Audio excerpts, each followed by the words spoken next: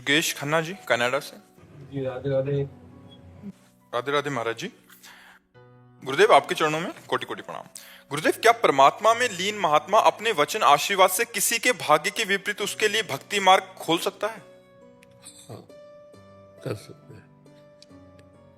कर तुम अकर तुम अन्यथा कर तुम सर्व समर्थ भगवान की शरण में कुछ भी कर सकते हैं। एक काम नहीं कर सकते, किसी का मंगल नहीं कर सकते। संत ते होए न कारज हानि। वो आपके प्रारब्ध को भी बदल सकते हैं, आपके दुर्भाग्य को भी मिटा सकते हैं, आपके पाप को नष्ट कर सकते हैं, आपको भगवत प्राप्ति भी करा सकते हैं, बिना साधना के भी करा सकते हैं। इतनी सामर्थ्य संतों में होती है जो भगवत प्राप्त है, क्योंकि भगवान उनके अधीन होते हैं। वो जैसी भावना करते हैं भगवान को वैसे ही लीला करनी पड़ती है। भगवान नौकर बन गए ऐसे संतों के, ऐसे महापुरुषों के नौकर बन गए। त्रिलोचन जी एक बहुत महात्मा थे, गृहस्थ महात्मा। वो संतों की सेवा करते थे। तो अब वो और उनकी पत्नी थी, उनके मन में था कि अगर कोई एक नौकर मिल जाए ऐसा जो हमारे संतों की सेवा करे, तो वो अंदर इस बात की भावना इच्छा रखते थे। जो इच्छा करी हो मन माही, हरि प्रसाद कुछ दुर्लभ नाही। तो स्वयं भगवान अंतर्यामी नाम के दरवाजे से निकले, मुझे कोई नौकर रख ले। 16 वर्ष की अवस्था, तो देखा फटे पुराने कपड़े पहने। त्रिलोचन जी धनी महात्मा थे, तो उन्होंने कहा कितना पेमेंट आप लेंगे? तो उनका भोजन भर। क्या सेवा कर लेते हो? बोले बचपन से अनाथ हूं, कोई मेरा माता पिता नहीं। तो झूठ भी नहीं बोल रहे, क्योंकि भगवान के कौन माता पिता, वही सबके माता पिता। बोले मुझे सब रसोई का ज्ञान है और सबकी रुचि के अनुसार मैं भोजन बनाने में बहुत प्रवीण। बोले यही तो मुझे चाहिए था। भक्तमाल जी में पावन चरित्र है त्रिलोचन जी का। भगवान से पूछा तुम्हारा नाम क्या है? बोले लोग मुझे अंतर्यामी कहते हैं। अच्छे कपड़े पहनाए।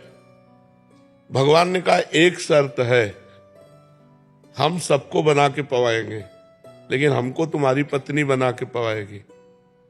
और अगर वो किसी से कह दिया तो उसी दिन हम चले जाएंगे। उनका कहेगी क्यों? बोले थोड़ा खुराक हमारी अधिक है। 2.5 किलो अन्न भगवान एक बार पाते थे। वो तो लीला उनको करनी थी, जाने के लिए कोई ना कोई तो क्रम रखना था। और 2.5 किलो अपने हाथ से अन्न पीसना, उसकी रोटी बनाकर भगवान को पवाना, और भगवान सैकड़ों संत आ जाए, मंडली की मंडली, सबको। वो तो करतुम अकर्तुम सर्व सामर्थ्यशाली है। किसी महात्मा के मन में कि आज कड़ी होती तो भगवान कड़ी बना के दी। तो सब त्रिलोचन जी से कहते कि तुमने तो हमें धन्य कर दिया।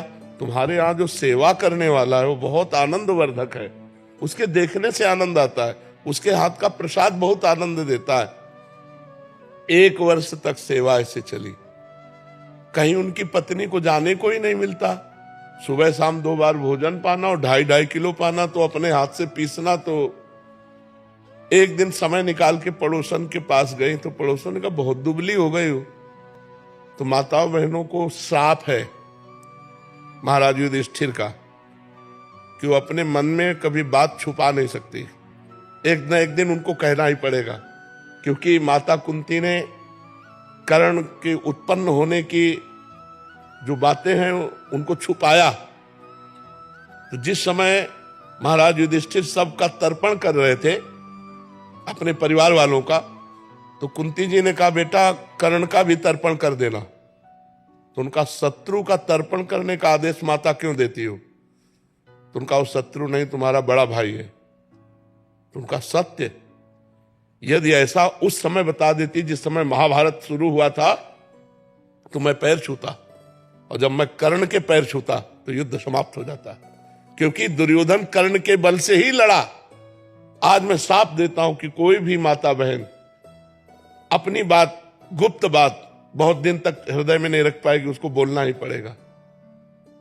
तो उन्होंने कहा देखो तुम्हें कसम है किसी से कहना नहीं। एक हमारे यहाँ नौकर आया है तो बहुत अच्छा, ये बहुत खाता है, 2.5 किलो सुबह खाता है, 2.5 किलो शाम के खाता है। ये कहना नहीं किसी से। उसने पड़ोस वाले से कहा कसम है तुम्हें कहना नहीं किसी से।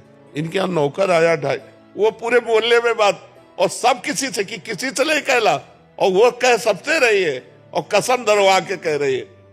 ये जब बात हुई तो त्रिलोचन जी ने देखा कि अंतर्यामी है ही नहीं, तो उनका गलती क्या हो गई मेरे से। पत्नी से पूछा किसी से कहा क्या? उनका हाँ हमने कह दिया। बोले इसीलिए वो चला गया। बहुत रोए। जब रोए तो भगवान प्रकट हो गए अपने रूप में और कहा मैं ही नौकर था, तुम संत सेवा की भावना करना चाहते थे। भक्तों के भगवान नौकर बन गए। अगर भक्त चाहे कि तुम्हारा भाग्य मिट जाए तो क्यों नहीं मिट जाएगा। इनके भाग्य में सन्यास थोड़ी लिखा था, आर्मी में थे तो भाग्य बदला ना, संग से ही तो रंग चढ़ा। नहीं, बड़े बड़े ऑफिसर रैंक के बच्चे अपने नौकरी छोड़कर बाबा जी बन गए तो क्यों बन गए? संग के रंग से बन गए ना। तो हो सकता है अगर संत संकल्प कर ले तो बड़े बड़े रोगों का निदान हो जाए, बड़े बड़े पापों का नाश हो जाए, बड़ी बड़ी जो हमें भोगने की वृत्तियां हैं वो सब नष्ट हो जाए। दुर्विचार, नाना प्रकार की असत प्रवृत्तियां, ये सब नष्ट हो जाए। अगर नष्ट ना होती तो भगवत प्राप्ति किसी को होती ही नहीं।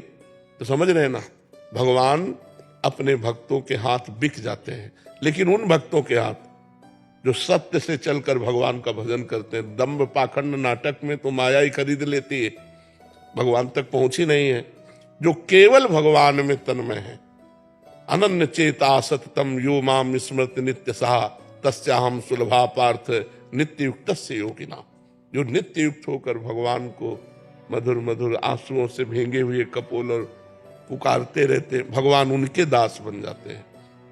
भगवान कहते हैं हौ भक्तन को दास भगत मेरे मुकुट मणि पग चापू और सेज बिछाऊं नौकर बनू हजाम हाकू बैल बनो गडवारो बिना तनख्वाह रथवान। देखो ना, अर्जुन जी के सारथी बने हुए कोई तनख्वाह देते हैं क्या अर्जुन जी? और अर्जुन जहां खड़े हैं, जहां अर्जुन की पादुका वहां भगवान बैठे हैं। कौन भगवान? ध्येयम सदा परिभवग्नम अभीष्ट दोहम तीर्थास्पदम शिव विरंच नुतम शरण्यम। भगवान ब्रह्मा शंकर आदि जिनके चरणों की वंदना करते हैं, वो भगवान श्री कृष्ण वहां बैठे हैं जहां अर्जुन की पादुका है। भगवान अपने भक्त के लिए बिक जाते हैं तो कुछ भी कर सकते हैं। पर ऐसे भक्त जो भगवान को समर्पित हो चुके हैं, ऐसे दो चार माला घुमाने वाले की बात नहीं कह रहे पर भक्त वही है जो भगवान से भी कोई चाह न करे। इसीलिए भगवान की इच्छा है आप हमारे समीप आए, आपका मंगल हो, तो हमारे मन में संकल्प आ जाएगा आपका मंगल हो। नहीं, हमारी इच्छा नहीं होगी, क्योंकि हमारी इच्छा तो भगवान की इच्छा में समर्पित हो चुकी है। अब जोई जोई प्यारो करे सोई मोहि भावे। अगर हम अपनी इच्छा करें अपने लिए तो अभी भगवान के कनेक्शन में कमी है। जब इच्छा का नाश हो गया तब सही कनेक्शन होता है। जो भगवान से संबंध होता है वो इच्छा का नाश हो। इसीलिए सबके हृदय में इच्छा है, इच्छाओं के बिना कोई जी नहीं रहा। इसीलिए भगवान से संपर्क नहीं है, भगवान से बातचीत नहीं, भगवान के दर्शन नहीं, भगवान के साथ खेलना नहीं। और जाहि न चाही कबहु कछु तुम सन सहज स्नेह बसहु निरंतर तासुर सो राउर निजगे। जिसे कोई इच्छा नहीं है, कोई चाह नहीं, वो भगवान का घर है हृदय। जाहि न चाही कबहु कछु तुम सन सहज स्नेह बसो निरंतर तासुर सो राउर निजगे। जब भगवान का आनंद मिलता है ना, जिसे भगवदानंद कहते हैं, तब सब इच्छाएं खत्म हो जाती है। बिना भगवदानंद, जैसे केवट भगवान के चरणों को जब धो रहा है तब अति आनंद उमग अनुरागा चरण सरोज पखारन लागा। अति आनंद। तब भगवान अंगूठी सिया जी की देते तो कह रहा अब कछुनाथ न चाहिए, मिट गई ना चाह। जब भगवान के चरणों को धोया तो चाह मिट गई। जब भगवदानंद मिलता है तब इच्छाएं नष्ट हो जाती है। तो जाहि न चाही कबहु कछु तुम सन सहज सने तो बसहु निरंतर तासुर सो रावण। निश्चित ऐसा हो सकता है। कृष्णा जी, राधे राधे महाराज जी। राधे राधे महाराज जी। महाराज जी, मुझे नकारात्मक ऊर्जा पे विश्वास करना चाहिए या नहीं? वो निगेटिव तो इतना चली जाएगी कि डिप्रेशन में पहुंचा देगी। अगर नकारात्मक ऊर्जा पर विश्वास करते जाओगे तो या तो आपको राक्षस बना देगी या तो आपको डिप्रेशन में पहुंचा देगी। इससे तो लड़ करके इसको मिटाना चाहिए। महाराज जी देख आजकल जो प्रचलन चल रहा है, जैसे हम ग्रामीण इलाके में देखते हैं कि जो नकारात्मक ऊर्जा है, जिसको भूत प्रेत का नाम दिया जाता है सामान्यतः। अच्छा, आप देखो क्या होता है कि जब तक आप वो पॉइंट नहीं बोलेंगे तो केवल नकारात्मक ऊर्जा का हमने उत्तर दिया है। अब जैसे भूत प्रेत की बात करी, अब ये अलग डिपार्टमेंट हो गया। ये सबकी नकारात्मक ऊर्जा में नहीं रहता, ये पर्सनल आवेश होता है कभी कभी। जैसे हमारे कर्म बिगड़ गए और भूतों वाले कर्म है, और कोई भूत योनि का टकरा गया, तो हमारे द्वारा वो अपना पोषण करने के लिए जल, भोजन, अन्न, पान, ये किसी मनुष्य शरीर में आकर वो कर सकता है, वो स्वतंत्र रूप से नहीं कर सकता। तो ऐसे आवेश हो जाते हैं। महाराज जी, इसका प्रचलन बढ़ता जा रहा है, तो जैसे लोग अस्वस्थ होते हैं किसी कारणवश, तो आजकल जैसे लोग हॉस्पिटल कम जाते हैं, वो किसी तांत्रिक के पास। नहीं नहीं, गलत तरीका है। हाँ, हम ये नहीं कह रहे कि भूत आवेश नहीं होता, होता है। गोकर्ण जी के सामने भी भूत प्रकट हुआ था, शास्त्रों में वर्णन भी आता है। तो भूत आवेश होता है। अगर भूत आवेश है और किसी ऐसे के पास जाया जाए और ठीक हो रहा है तो बात अलग है, लेकिन सर में दर्द, पेट में दर्द, चक्कर आना और कई प्रकार के रोग हो सकते हैं, सबको भूत आवेश साबित करना ठीक नहीं है। उसको डॉक्टरों से जांच करानी चाहिए। अगर डॉक्टरों की जांच में वो बात नहीं आती है और फिर ऐसा है, हमें तो विश्वास भगवान के नाम पर है कि यदि भगवान के नाम का कीर्तन किया जाए, भगवान के नाम का जप किया जाए, तो भूत प्रेत का आवेश आएगा ही नहीं। अगर होगा भी तो नष्ट हो जाएगा। महाराज जी, ग्रामीण एरिया में ना ये चीजें बहुत ज्यादा बढ़ती जा रही है, और कभी कभी लोग बलि दे देते हैं, या इसका बहुत ये सब मूर्खता है, ये सब मूर्खता है। किसी जीव की हत्या से किसी जीव को चैन मिलने वाला नहीं है, ये तो मूर्खता है। इसका किला के चक्कर में कई लोगों की जान चली जाती है। हाँ, नहीं जाते हैं, तांत्रिक के पास ही रह जाते हैं अंततः। नहीं, वैसे डॉक्टरों के पास जाना ज्यादा उचित है, क्योंकि सबको भूतावेश थोड़ी होता है। ये तो कभी कदाचित किसी को ऐसा आवेश हो जाता होगा, नहीं तो ऐसे सबको।